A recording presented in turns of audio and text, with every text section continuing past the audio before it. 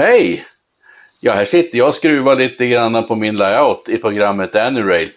Jag ska bygga modelljärnväg. Mina barn har flyttat hemifrån. Jag och min sambo har huset för oss själva. Just nu så finns det ett rum ledigt på övervåningen och det ska jag lägga beslag på. Så nu äntligen, efter många års väntande, jag ska få bygga modelljärnväg.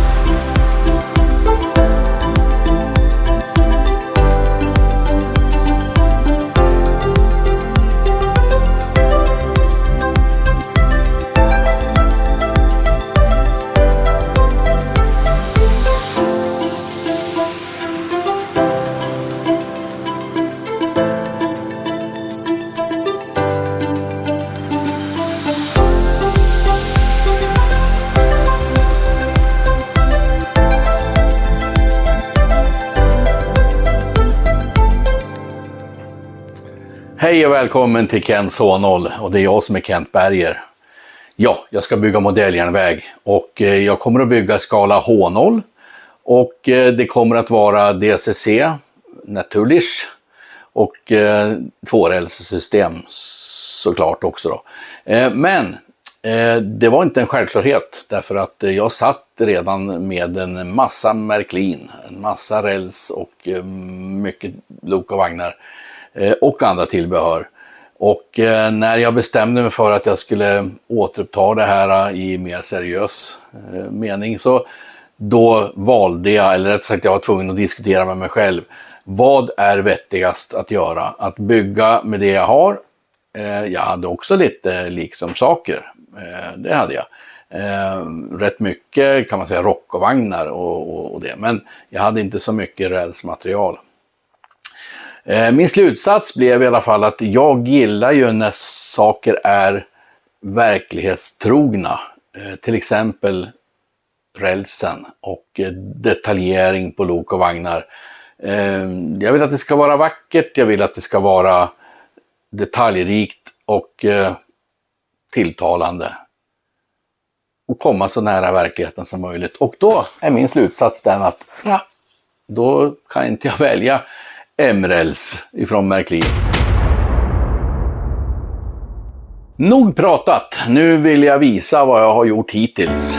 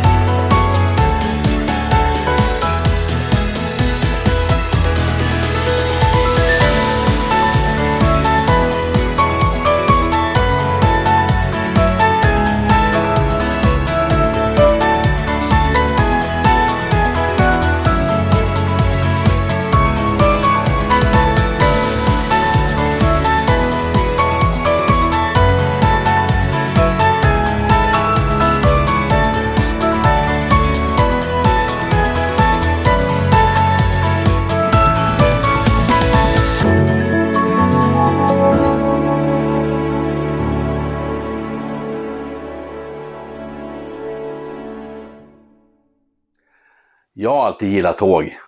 Och redan som barn var jag hemma hos mormor och morfar i Gällö. Och där gick ju då Mittbanan alldeles intill tomten, så att jag kunde stå där och titta på alla stora tåg som passerade. Och i grannbyn Revsund, där fanns det en obevakad järnvägsövergång. Och då kunde man höra, när man lekte på gården, kunde man höra långt borta och i fjärran, lite ekande sådär, för det är lite bergigt också där, så kunde man höra 2 långa tut var för att varna människor då, så att säga, vid den här övergången. Och när man hörde det på gården, då sprang man till tomtkanten, och sen så var det då en slänt som gick ner till själva järnvägen, och så stod vi där och väntade, eller jag då framförallt, men ibland kunde mina kusiner också vara där och hälsa på. Då stod vi allihopa där vid kanten och tittade när tåget kom, och det var ju så mäktigt. Dessa stora, bruna, gigantiska lok och alla de här godsvagnarna som bara rullade förbi, och det tog ju aldrig slut. Här kan du se också mig tillsammans med gammelmorfar. Du ser också luftledningarna i bakgrunden där. Precis där bakom brukar jag stå och titta på tåget. Järnvägen som går nedanför Gällö, det är ju Mittbanan. Det är ju alltså förlängningen av Norra stambanan helt enkelt. Som går antingen då från Sundsvall till Trondheim via Ånge, eller så kommer det då via Norra stambanan upp till Ånge. Och här passerar det väldigt mycket tåg, åtminstone då på 70- och 80-talet. Det märks en stor skillnad naturligtvis, det är inte lika mycket godståg som passerar här längre. Men det är fortfarande en viss trafik, och jag tippar på att den kommer att öka såklart nu när man nu börjar och elektrifierar sträckningen Trondheim-Storlien. Man har pratat om det här med att det ska bli det man kallar för Atlantbanan. Från Östersund så drog man ju då järnvägen förbi då ett antal utav de byar som finns i Jämtland, och slutligen så blev det då Åre och Duved, On och Storlien. Men det var inte en självklarhet att de skulle dra den vägen, utan det var så att på 1700-talet så började en gruvdrift på baksidan av Åreskutan. Och den här gruvdriften, man hittade nämligen en hel del olika typer av metallfyndigheter, framförallt koppar. Och det där har varit ganska storskaligt i dåtidens mått mätt. Så att på 1800-talet så hade man en ganska skaplig gruvdrift, och man transporterar ju det där också då på vatten och på dåliga vägar, på kärror och dragna av hästar och allt sånt där. Och när man då fick nys om där i byn Huså, som byn heter, där man tog tillvara på malmen för vidare transport, då kollar man, kan man inte dra järnvägen förbi Huså istället? Med tanke då på att det skulle bli mycket, mycket lättsammare för gruvnäringen helt enkelt, transportera malm. Nu blev det ju inte riktigt så. Man bestämde att järnvägen skulle dras på andra sidan Åreskutan förbi Åre och så vidare. Utifrån den här historien kring Frö och gruva och Huså, så tänker jag skapa en layout, ett alternativt scenario där en sån här typ what if, tänk om det hade varit som så att gruvdriften hade fortsatt och blomstrat, och att träförädling och så vidare också hade varit en större verksamhet i den regionen. Då hade man kanske byggt en bibana ifrån Järpen, som är den lämpligaste byn att ha som egentligen då knutpunkt. Eftersom landsvägen till Huså går ju ifrån Järpen, så är det rimligt också att järnvägen har gjort det. Ja, sammandraget gick kanske lite fort där jag visade vad jag hade gjort hittills. Så att jag ska nu gå igenom mer i detalj hur jag har tänkt min layout och bringa lite mer klarhet i vad det är för någonting som jag är tänkt att göra. Ramverket är nästan färdigbyggt förutom den moduldelen som där den stora helixen ingår. Den kommer jag bygga lite senare för att jag behöver få veta höjden på lite olika nivåer och sånt där för att det ska bli rätt där. Så men det kan jag lugna mig med. Jag tänkte först berätta lite grann om vilka dimensioner och sånt där jag har använt till själva stommen. Det är ju så att mestadels har jag använt vanligt regelvirke som är 70-45 och i ytterkanterna och emellan modulerna där har jag använt ett tunnare virke då, som är 70-28. Och sen då så såg du kanske när jag visade sammandraget att jag hade även några bakstycken. Och det är då, antingen ska man ju använda plywood, men jag har använt OSB. Och då, det ska i första hand, det är inte för att lägga någon bakgrund utan det är för att vara ett stöd till nivå 3 som kommer att ligga ovanför. Och allt det där är ju för att det ska vara lättsamt att kunna ta isär anläggningen av någon anledning senare då ifall den skulle behöva flyttas eller liknande. Då behöver inte jag förstöra eller massakrera hela all räls och sånt där som är på, utan tanken är att det ska gå att dela på de här så att det är i princip vanliga moduler, men det kommer att bli platsbyggt. Först på tur blir att bygga Östersund. Östersund är ju då en dold bangård med 4 spår och ett returspår och en vändslinga. Den har ju bara funktion att vara destination så att tågen kan åka någonstans och komma någonstans ifrån. Det mestadels av det är ju då dolt som sagt, men nivå 1 som är synlig, det blir en liten snutt i framkant där det kommer att gå ett enkelspårigt spår och det kommer att avslutas med antingen att det går in i helixen eller att det kommer att fortsätta runt helixen synligt och sen komma vidare då så att det når det vi kallar för nivå 2. Nivå 2 är en mötesstation någonstans emellan Östersund och Järpen. Och ja, det behövs ju ha för att när det är enkelspåret så är det ju lite svårt att mötas. Och man vill ju att tågen ska gå i bägge riktning. Så att därför blir det en mötesstation. Och Mattmar som jag kallar den här, det är ju då en ort som ligger någonstans däremellan. Men i verkligheten så har inte då Mattmar ett mötesspår. Men det spelar ju ingen roll för att i mitt scenario då kanske det har det. Ifall det är så att den här trafiken skulle ha ökat markant på mittbanan. Ja, vidare så går spår 2 in i, vi kallar det för tunnel än så länge då. Den kommer att komma in dold sektion i vilket fall. Och går upp runt i en kurva och sen in i en annan helix. Den här helixen är bara 2 varv. Men det är ett måste för att jag ska kunna få upp den i nivå. Nivå 2 förresten, den ligger ju då på ungefär 15 cm höjd.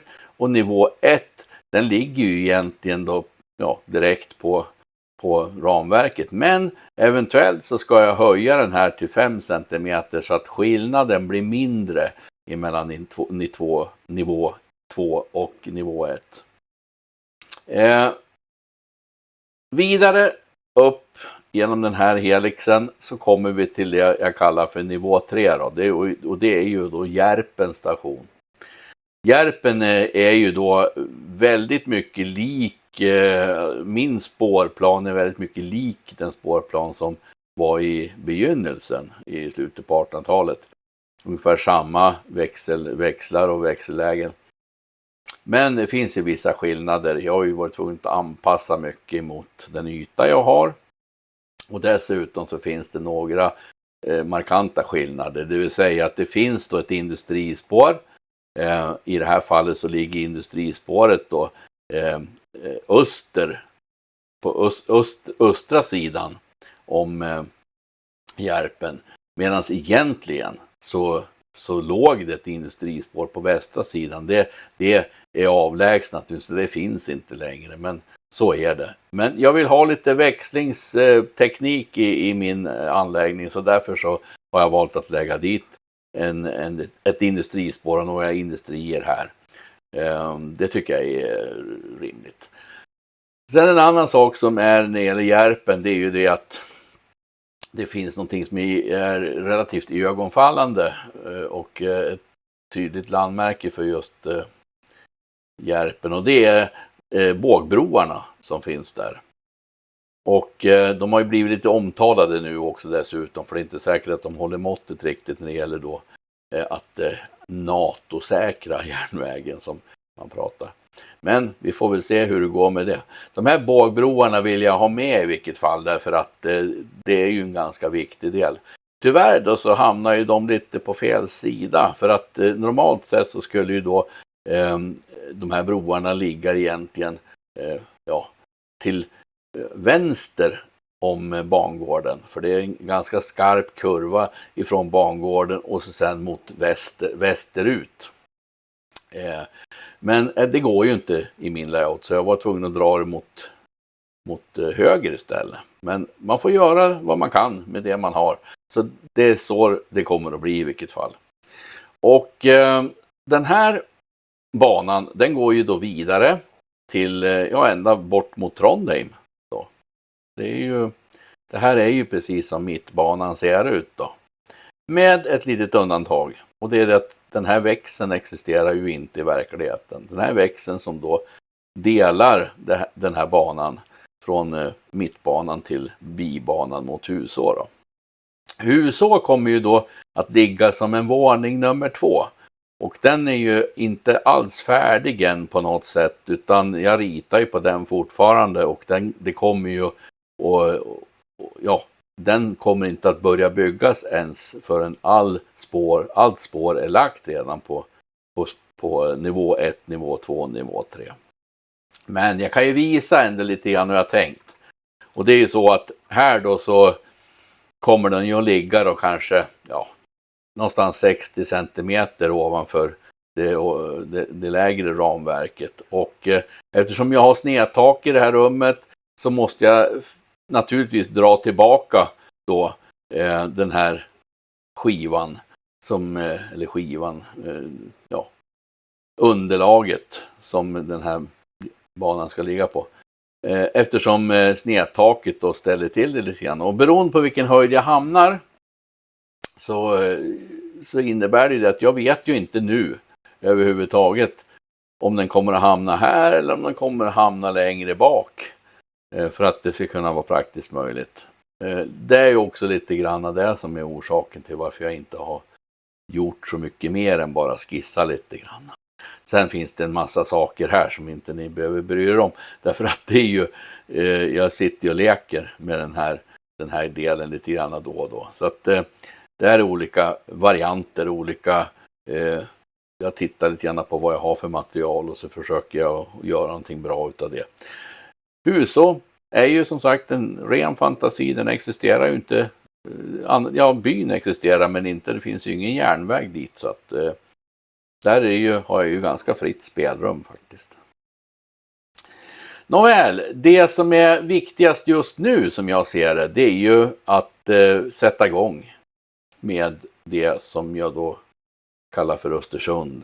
Det är där jag måste börja. Sen finns det ju en nivå som jag kan egentligen göra när som helst. Och det är ju den som egentligen då heter -1.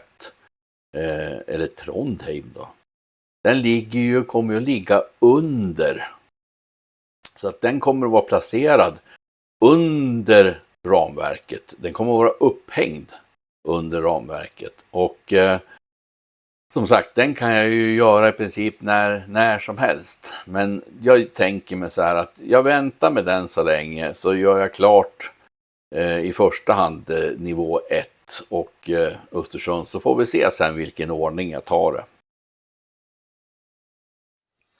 Ja, som du märker så har jag ju då än så länge bara byggt ett ramverk. Men fördelen däremot är ju att nu kan jag sätta igång och börja bygga modelljärnväg.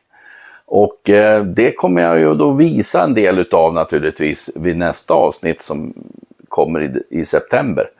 Så från mig just nu så säger jag bara tack för att du ville titta, och jag hoppas att vi ses igen helt enkelt i nästa avsnitt. Ha det så bra!